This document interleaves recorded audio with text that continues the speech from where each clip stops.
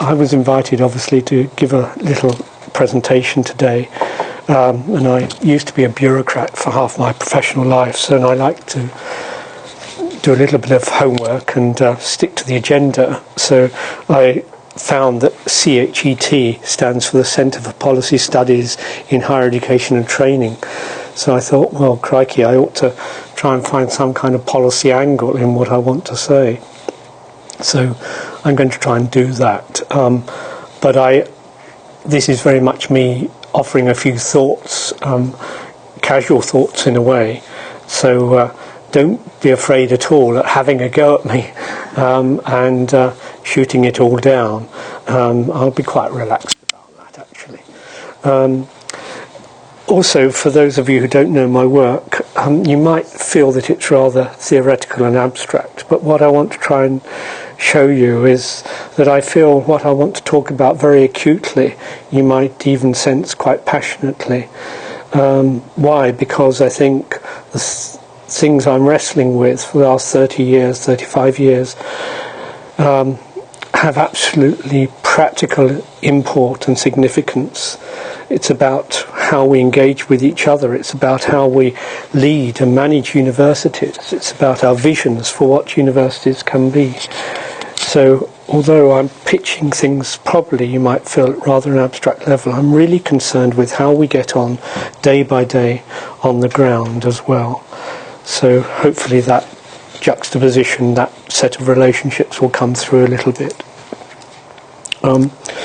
So policy, what policy? Considering the university in the 21st century, let's get going. I'll talk for about 45 minutes or so, and then we'll have time for discussion. But don't feel you've got to store everything up. We're quite sort of small, and if you want to heckle me as I go along, that's absolutely fine. Don't worry about that. In these days of twittering and whatever, I think anything goes, doesn't it? Starting point.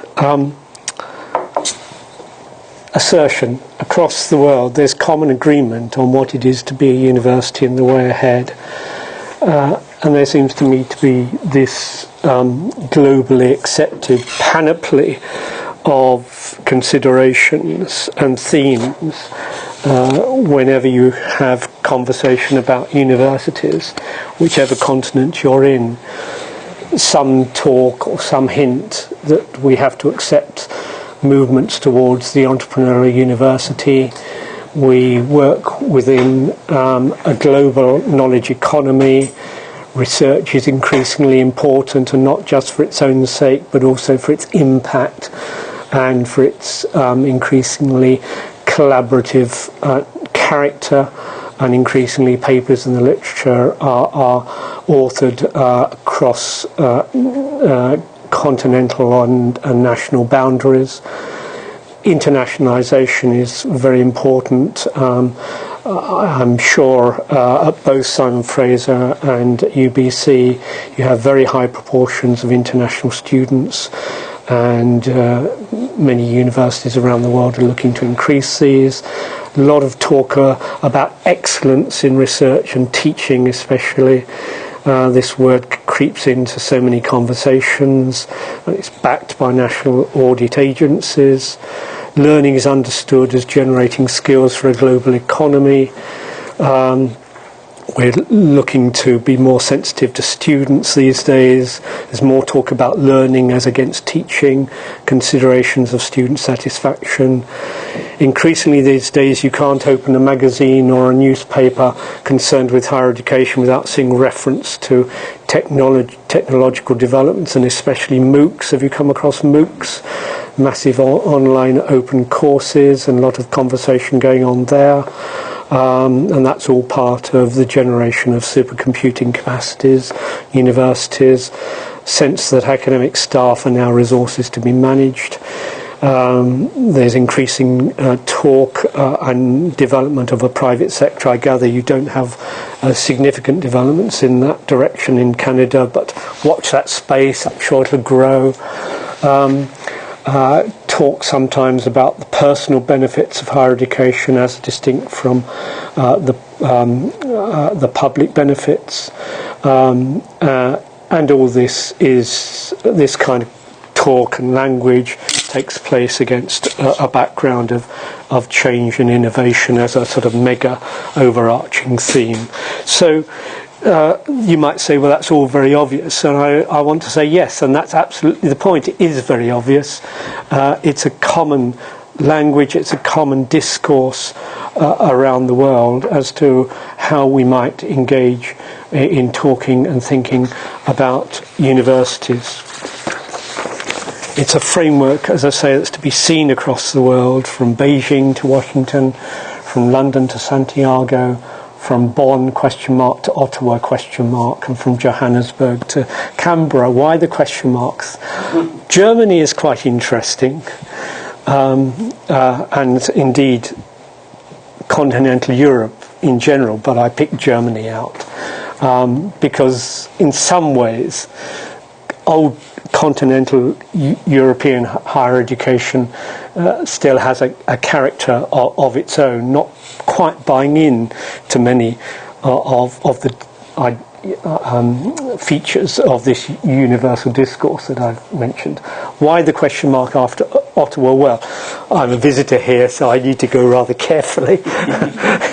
And you will tell me whether or not much of this rings true in Canada. But what I want to say is that this is a discourse that can be found across the world, in every continent, and in both the developed and the developing worlds. So if you go to countries as I have done quite a bit in South America and Africa and Asia, you will see this kind of discourse. It's very common. And with this discourse, of course, goes the development, emergence of certain mantras in the English-speaking language at any rate. We see words like access, diversity, impact, world-class coming into play quite a lot. And again, that's stimulated by the development of World League tables. I wonder to what extent universities in Canada and the rectors and vice-chancellors in Canada open with nervousness the newspapers carrying the latest version of the league tables to see where they are in the pecking order. Certainly that is the case around the world, and if you open the latest one and see you're 101 and not quite in the top 100, there's a certain nervousness which has real impact upon what actually happens on the ground for individual members of staff. So this discourse it has real practical impact on the ground in the daily activities in research and teaching. It's not, we should just note en passant, get this slide out the way, it's not as simple and as straightforward as it may seem, this discourse. As I say, it may seem a simple, straightforward discourse on the surface, harmonious, we buy into it. It's not to be taken at its face value because there are inner tensions within it. I've jotted 6 here. In fact, while I was sitting in one of your cafes just a few minutes ago before I came here, I thought of another 2. Tensions between entrepreneurialism on the one hand, a sense of seizing the main chance. This is what we have to do as universities. We have to generate income. We have to manoeuvre. We have to be slick and fast-footed on the one hand, and yet we have to manage what we're doing very intensely. And so you've got a tension between entrepreneurialism on the one hand and bureaucratic management on the other. And in fact, one of the books I wrote, I had a separate chapter on the entrepreneurial university on the one hand and the bureaucratic university on the other. People see these, the analysts see these as 2 sides of the same coin, but I think they need to be understood as separate features, different features. I don't think the one entails the other. I was always struck, if I wanted to have a have a visitor to my room and I wanted a sandwich lunch brought to me on a trolley. I had to fill out multiple forms, attachments, this is the bureaucratic university gone mad. Particularities and universalities. The idea of the university still conjures up some kind of universal realm of ideas, of themes, of obligations, of responsibilities, the very notion of university. And yet we live in particular circumstances, particular courses, institutions, environments, settings, financial regimes and so forth. So there's that kind of tension, particularities and universalities. From an internalist conception of a university to an externalist conception. In the old days, a university was a little hived off institution in society. Now it's a big institution actually in society. And its sense of what it is and what it's trying to do has moved, I think, from an internalist conception to an externalist conception. And there are additional sub-themes, subtexts, tensions there between the economic sphere and the social sphere. We can't go into that now. Another tension between the public and the private. The whole. When I say the private, I mean in very broad terms, the sense that, again, the university has to earn its way in the world, has to generate its own economic foundations in the world, and yet a sense still that the university has some kind of public dimension to it. In the United States, they still talk a lot about service, so teaching, research and service. And many countries are now trying to play up the public, so possibly a tension there. Another tension between the uniformity of world-classness, these league tables, which themselves are kind of boundary setters for uniformity on the one hand and diversity on the other. Another tension between institutional autonomy and state steering, another one between efficiency and effectiveness, and another one between elitism and accessibility. So I think there are a lot of tensions that we have to live with as universities, even despite and within this overarching discourse that so many seem to buy into so comfortably and easily. No heckling so far, I'm doing quite well. But still, I want to say in general then, that despite its incoherence, despite these inner tensions, we are seeing this gathering, this galloping almost, emergence of this global discourse, to use Foucauldian language, a discursive regime you might call it. It is quite extraordinary as one goes around the world. You can walk into a seminar, you can walk into a meeting with ministers and officials, and they're all speaking this language, and they can all talk to each other, and they're all happy, to talk to each other. They can recognise each other, within this overarching global language and discourse. So the question arises, well, is this a global policy framework? This is why I come to policy. Or rather, might we say that's unduly generous to describe it as a policy framework? Isn't it perhaps really just a taken for granted, unexamined set of axioms and assumptions about what we take a university to be now? We just go with the flow, so to speak, without really examining it. It's very comfortable to do that.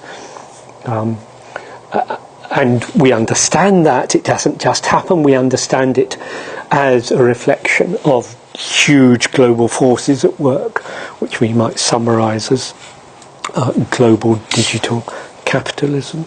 So, as a result, the university becomes a global space now, marked by this thin global discourse.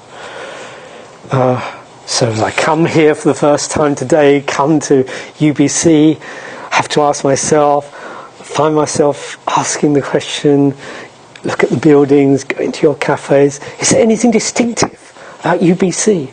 Or could it be at any university anywhere in the world operating under the aegis of this global discourse? Rhetorical question. So, stepping back a bit then, if what I've said so far has any merit to it, how do we understand this situation? What sort of critical lens might we bring to bear to unpack it, to understand it? Well, here's one way in. But obviously I reveal myself as a dinosaur living in another century, but still I'll go for it. That we have here the passing of what we might call the university. It's a falling away, the passing of the liberal university as it was understood. Liberal university understood again in terms of a panoply of big ideas around truth, objective knowledge, a rather hermetically sealed academy and academic community. Just been writing a paper, by the way, on academic community, and that's a very interesting phrase. Can we hang on to that phrase anymore these days?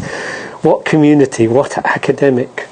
But anyway, a passing of that kind of understanding of the university, ideas of critical dialogue, of institutional independence and autonomy, of a natural authority attaching to the utterances of academics in their own space. And we understand that passing of the liberal university as a result of, on the one hand, this movement into a corporatized world, the university being repositioned around the world. Whether or not you have private universities, the university as such being repositioned into a more privatized sphere. Again understood through an academic discourse of neoliberalism, new public management, surveillance and measurement. Everything that moves has to be measured. Anything of any worth has to be susceptible to measurement, otherwise it's of no value. So you've got that set of movements on the one hand, practical, financial, political, you might say, but you've also got academic movements around postmodernism, which really, in a sense, offered us, I think, you might say, a philosophy of incoherence. So the pretensions of the academy to reveal objective knowledge have been undermined from within the academy, very interestingly, over the last 20, 30 years. So there is no stable place anymore, just to use, I think, wonderful phrases from Guattari and Deleuze, an extraordinary book, 1,000 Plateaus. They talk about lines of flight and re-territorialization. This, to me, is a wonderful insight into the fluid university these days. But the result of this is that we have, I described it in 1990, my first book, The Idea of Higher Education, as a double undermining, and I think I'm still happy to go with that. And I think it's been intensified over the years. This double undermining, sociological and philosophical, this double undermining of the liberal university. It's just disappeared, and there's no calling it back. And for those up to speed with the theoretical literature, we might even want to claim that these two arguments, two perspectives, sociological and philosophical, have run into each other in what's emerging now as what we might call a social theory of spaces. There's a lot of theoretical work which I can barely understand, it's all beyond me. But very exciting, very intellectually exciting, of a sense of this fluid world that we're in, and the spaces that are opening, and how we understand these spaces. It's it's been described as a philosophy of non-representation. It's not attempting to have a sense that there is a stable world out there, and the job of the intellectual is just to try and find facts that, as it were, correspond to a world out there. No, this is a much more fluid world, without anchors, without secure places in it, that we're having to move within. The grand picture, then, that I'm trying to sketch here, the dissolving idea of the university, nothing much to get handle on at any deep level. The emergence of the global university as an institution, and indeed, as I'm saying, as a discourse, but rather a thin discourse, if I can say so. The corporate university, the entrepreneurial university, the digital university. We will have to come along with our PowerPoints, with our logos, you see. We have to announce ourselves. We attach ourselves to our university as an organisation these days. We're no longer free individuals. I mean, I'm sure the time will come when we have to wear the uniform, but we're not quite there. There are massive global forces at work. This isn't trivial. This is massive global forces at work. And that reminds me of Roy Basker's philosophy of critical realism, which he's developed over the last 30 years, which has developed a huge worldwide following, and I think quite rightly. And Basker reminds us that there is a real world, and it's part of our job to understand this real world. As philosophers, it's part of our job to understand the real world, because it has deep structures which are generative of fundamental and huge and large and global developments. And I think I want to see the university in that setting, in that way. So I want to say that against those kinds of considerations, those kinds of reflections, policy now becomes simply a matter of tinkering in the margins of this global university envelope. A bit more marketisation, a bit more institutional liberty if you're in China, a bit more onus on student as customer if you're in England. By the way, you have to distinguish England from Scotland these days. A bit more digitalisation, larger private sector if you're in Chile. It's moving, the phrase "furniture on the decks of the Titanic" come to mind. We're just moving things around a little, but we're all in it together, really. So is this a policy framework, or, on the contrary, is it a policy vacuum? That's the question I want to pose today. And some will say, but look, diversity is the name of the game. This is all nonsense. Trying to imply that we're all the same. What of institutional diversity? Do you have that kind of idea in government reports in Canada, I wonder? Talk of institutional diversity. I wouldn't be surprised if you do. But here's my assertion, that no government in the world has used its leverage seriously to stimulate real diversity. That's a huge claim on my part, but I push it out to get a reaction. Certainly hasn't happened in the UK. For all the talk of diversity, and you can't hear a government minister speak about higher education without this weasel word diversity coming into view. Universities are not being required, not even being encouraged. And this is not accidental.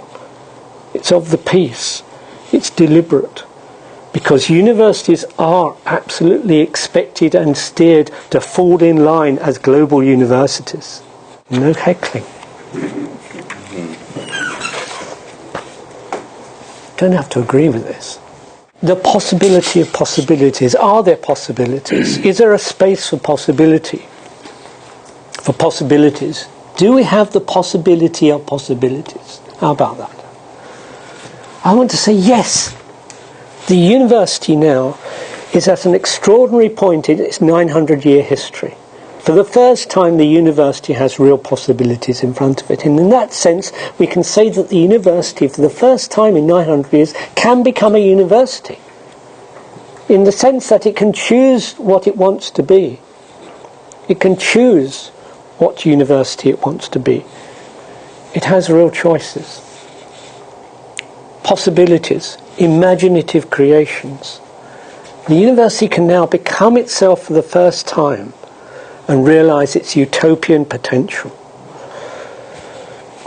In my recent books, I've tried to develop the idea of what I've called feasible utopias.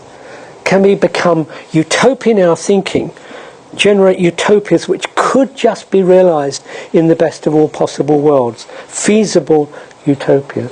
One of my intellectual heroes, Ernest Gellner, had a subsection in one of the chapters of one of his early books called The Big Ditch. I love that phrase.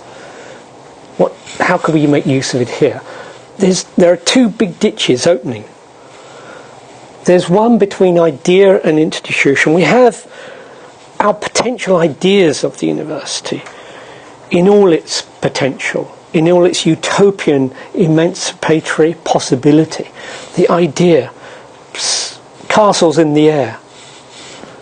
The idea of the university still is there in front of us, to be sketched out, to be won, to be realised just as an idea. And then you have real practice on the ground.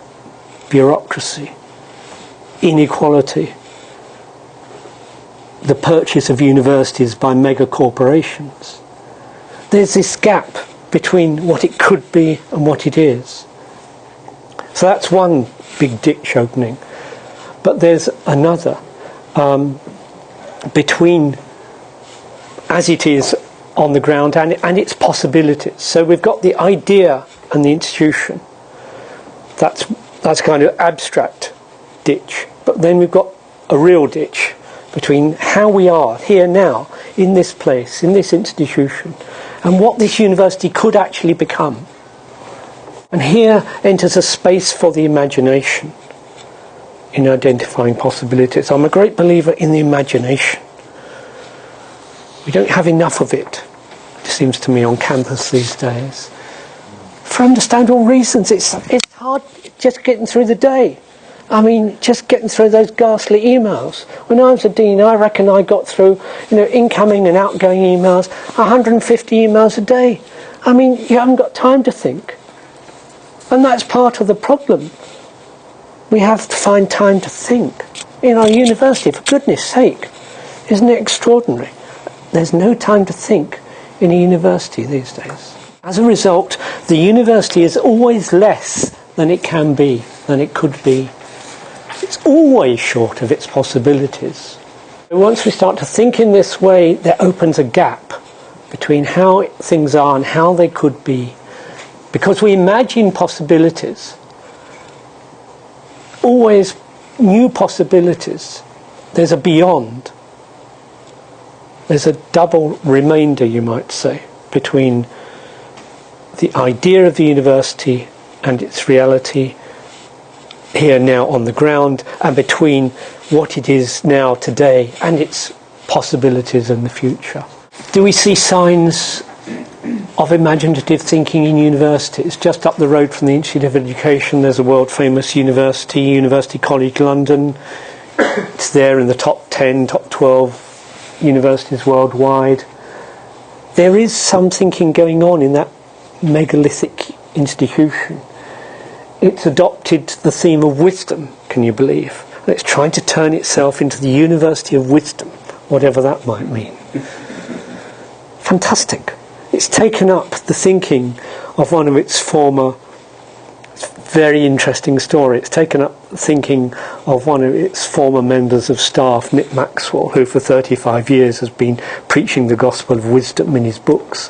And he became so disenchanted with UCL that he left early, took early retirement. And now belatedly, UCL have refound Nick Maxwell and are trying to develop this idea of wisdom as a big theme for understanding its place in the world, its possibilities in the world. What other ideas might there be? Where can we find ideas, resources for taking the university forward? At the very moment when things seem to be closing in, freezing almost, we only have certain parameters, certain ways of understanding ourselves. Can we open the university as a space of reason, of reasoning? Can we still find time to talk to each other? Whenever a vice-chancellor or rector refurbishes a building, out goes anthropology, out goes philosophy, and in comes business studies, and in comes management studies. The little room at the end of the corridor where staff occasionally did meet for afternoon tea or coffee, that goes. It's not a useful use of estate. The university as a space of reason and for reasoning seems to be declining. Little space to talk to each other. Closing rather than opening of spaces. So where is the university? It seems to be slipping away. It becomes elusive. It's just an institution like any other institution in society. Very busy, very dynamic, lots of buildings going up. Wherever you go around the world, the cranes are there. For what purpose? In the philosophical literature, again going back to Deleuze and Guattari, they have this metaphor of a rhizome. I'm no biologist, but they use it because they think they see in a rhizome an unstructured structure, and they think this captures the character of what being is in the world. And I've said in one of my books that's all very well, but I think it's actually more complicated than that. I said we should see the university as a squid, moving very, very quickly in fluid spaces, getting into all sorts of crevices with its tentacles. University seems to get in everywhere these days, in society, into human being. We have to think about well-being these days, as well as thinking about the space. The university is everywhere, and moving very, very quickly. The university is squid. How about that as a metaphor? What about thinking spaces? I mentioned Thrift. Well, Nigel Thrift is very interesting because he's one of the foremost thinkers in this non-representational way of looking at the world. He talks a great deal about space and time, but he's also Vice-Chancellor of Warwick University, one of the leading universities in the world. Very interesting phenomenon, Warwick University. I'm so old, although it was built in 1963, 64, it's a new university for me. And he's the Vice-Chancellor. And so I'm asking myself, how does his philosophy, how does his intellectual work help him as a Vice-Chancellor? I think it helps him very nicely, because this is a university moving very fluidly, very fast, engaging with all sorts of sectors of society, the generation of engineering especially, but all sorts of other areas. New time-space arrangements he talks about in his work. Isn't this precisely encapsulation of a university like Warwick? Spaces of inspiration incorporating many possible worlds. So is that it then? We're just fast-moving, seizing the main chance, doing what we can as the world presents to us. Is there any substance to the university anymore? What about the university as a site of universal categories? Is it still possible? Textures of the university. I want to say, yes, you remember what I was saying about measurement? Well, as I say, I've been a dean, I've been a bureaucrat, I was a bureaucrat for half my life. I'm very sensitive to measurement in all sorts of ways. And I've designed many of those pro formas, by the way. But there's a perniciousness to measurement, and there are limits to what it can do. And it may draw things in, it may present boundaries to what we're trying to do. If what is of worth has always to be subject to measurement, then it may be that we limit our conceptions of what is of worth. Does the university surrender its possibilities under these circumstances of poetry, beauty, graciousness, hope, spirit? When did we ever see words like this coming into those mission statements on the web? And why not? Don't they speak to what a university could or should be? There's a kind of heaviness of being that pushes down on us. Cannot get outside of this universal discourse. We trap ourselves within.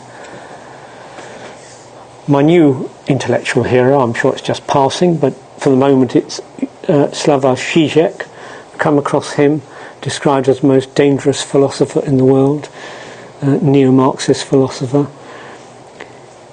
He's alighted on the image of the Moebius strip. Is that how you pronounce it? Moebius strip. Where the two elements never meet precisely because they are one and the same element in two different spaces. I think it's lovely because for me it captures the university. Because it is, as I've described it, this heaviness of this universal and universalizing discourse. But there are also spaces for engagement, for conversation, for the smile on the face. I ended one of my books heretically by saying the smile in the corridor is an exocet to the ideologists. There are still spaces for human engagement in universities. There is still, if you listen, if you see, if you look carefully, look at the notice boards, you get glimmers of light. They're still there, shafts of light. One and the same element in two different spaces within this space we call the university. Appearance or reality, or appearance as reality. When I teach, what am I doing? What's happening? How do we describe the event of teaching? Is it simply a transaction? Is it simply the acquisition of certain economically viable skills? Or is it a magic, mysterious set of interchanges between human beings with unpredictability written into them in all sorts of ways? The event is unlimited. The way we describe this very, very simple event, we look through the panels, the transparent panels of the doors in the corridor, and we see these events going on. How do we capture what is there in that room? It's an infinity, an explosion of possibilities.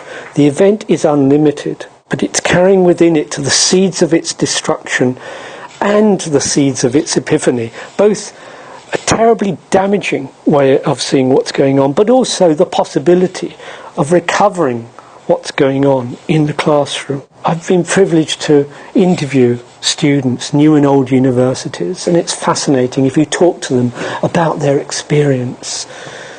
And it's amazing how some of them will talk about how they discover themselves, how they come into themselves.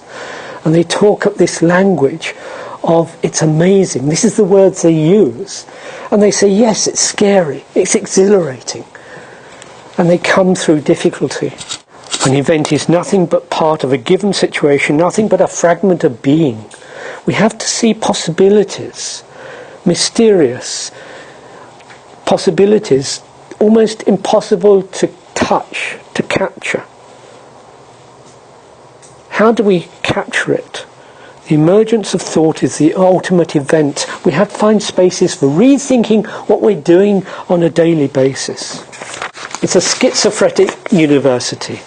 The first reading is straightforward. It's a space between, as I've been saying, how it is and how it could be. It's facticity and its possibility. It's reality and the idea. Nuancing of that position. Its facticity and its possibilities. How it is and how it might be, they are not separate realms. Remember Zizek, but they are part of the totality of the university. And don't we see this? Why do we come to work? What brings us to work? Is it just because we want the paycheck? Is it just because we want the glory of being an academic? Not these days. We come to work because we have hopes. We believe in the university.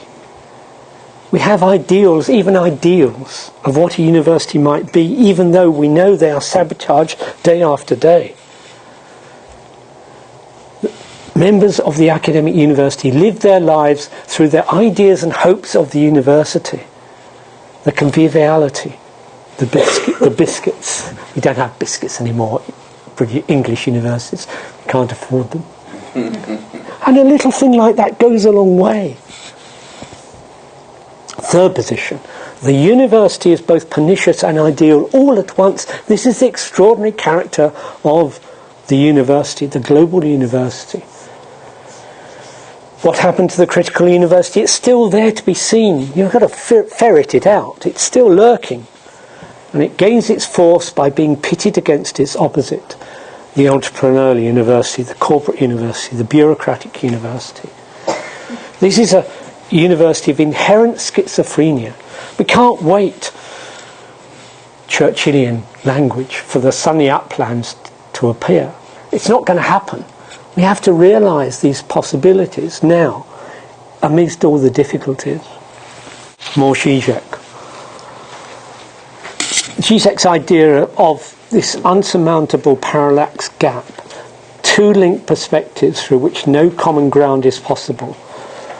So we've got the perniciousness, but we've also got the ideal, the possibility of the possibilities, as I've talked about it.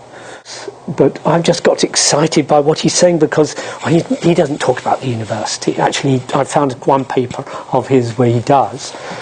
But it seems to me what he's saying is so helpful in understanding the craziness of the university these days. Universality is not the neutral container of particular formations, their common measure, but this battle itself, the struggle leading from one particular formation to another. We see this struggle, don't we? Day in, day out, in little spaces, meetings, interchanges of the university. It's trying to capture for me the real concrete daily experience of what it is to be in a university, where we have to attend to management disciplines, we have to attend to income generation possibilities, but we still hang on to the possibility of a university in a different way. The universal name's the site of a problem deadlock, a burning question. The particulars are the attempted but failed answers to this problem. Isn't that lovely? Isn't that just what a university is? Failed answers to this problem. We go on failing day in and day out, but we keep going. We keep going. External circumstances is not an impediment to realising inner potentials, but on the contrary, the very arena in which the true nature of these inner potentials is to be tested. That's why I say the university now can become itself for the first time, extraordinarily, in all these difficulties. The very arena in which the true nature, we only really discover how serious the university is about criticality, about truthfulness, about disinterestedness, in and because it faces up to the circumstances in which it finds itself. The antagonistic university. So the university is an inherently antagonistic institution. But what kind of antagonism is it? Is it just us against the wild west, the wild society out there, the wild world, the external forces battering us? Or is it more an internal battle, the university battling within itself? The standard reading is the first one. We are just besieged by these terrible external forces, and one way or another that battle is going to be resolved. But I think it's the second one, the more radical reading, that I want to hold on to, where we are. The battle is essential. It's where we are now. It's inherent to the university's being. No eternal battle, no university. How about that? If it was all easy, we wouldn't have a university. The problem becomes one of living with this inherent antagonism. Does any of this ring bells? Don't you feel this? I feel this, you see. Instability. But it's not just instability. It's instability, not just a practical instability. It's not just institutional mechanisms and arrangements. It's an instability of ideas, of how we take a university, what we take a university to be. What is it then to realise the university's possibilities? How do we understand this gap between the real university, real in inverted commas of course, and its possibilities? I've been saying there's a shortfall, there are deficiencies if you want. The university is less than its possibilities, less than the sum of its parts. So I was a dean and pro-director at the Institute. I'm afraid many of us, for a long time, I can say this because it was said at the Institute's less than the sum of its parts. It actually said. I mean, there you have, world famous institution. It does 1/3 of all the educational research in the UK in one tiny little institution. Income of Institute of Education is more than some of the universities in the UK. But the Institute of Education is less than the sum of its parts. I hesitate to say that the UBC is less than the sum of its parts, but who knows? The university generally is less than its possibilities. There are negative energies in a university. So what then might we ask of university leadership? How do we see that? I've always distinguished sharply between management and leadership. Both are important. We need both. Universities are very complex organisations. We need good management. We need good leadership. But those concepts are to be distinguished. And as a result of what I've been saying here, a university leadership in universities becomes a means of energising, re-energising the university. So which possibilities? Remember what I've been saying, it's not just practical difficulties, you might call them ideational difficulties. How we understand a university, its possibilities for the possibilities of being a university, becoming a university in the 21st century. And these are now open, these are infinite. We have therefore to bring into play big ideas, universalities we might call them. Bring back into play reason, equity. What does it mean to be a public university? What is the public sphere in relation to a university? Wisdom, ecology, growth, liberty. You can have your own. It doesn't matter. Let's bring into play big ideas. But these universals, of course, are suspect these days. And some will say they're just the voices of old-style Western democracy. We live in a different world these days, besieged by different forces. Okay then, so we need new ways of looking at the university, new themes, new ideas. Exhilaration, anxiety, excitement, boundary breaking, rule bending, scariness, hope. Let's have new ideas coming into those mission statements. Dare any rector or vice chancellor break out of the mould? Totally different ideas as to what that university might be. Of course there are undermining quietly at the back other universals working away, which we have to take on board. Power, competition, impact. When were the vice-chancellors and rectors ever honest about that? The task then becomes that of adjudicating between competing universalities. It's not easy. Let's be honest about this. Conclusions. Policy is a mask. It closes off debate. It excuses thinking. Let's ditch the whole idea of policy and let's start to think afresh what we might take a university to be and what a university might become. It requires jolly hard thinking. For anybody who's actually, as I've had to do, design, draft a corporate strategy, you start with a blank sheet of paper. It's jolly hard work.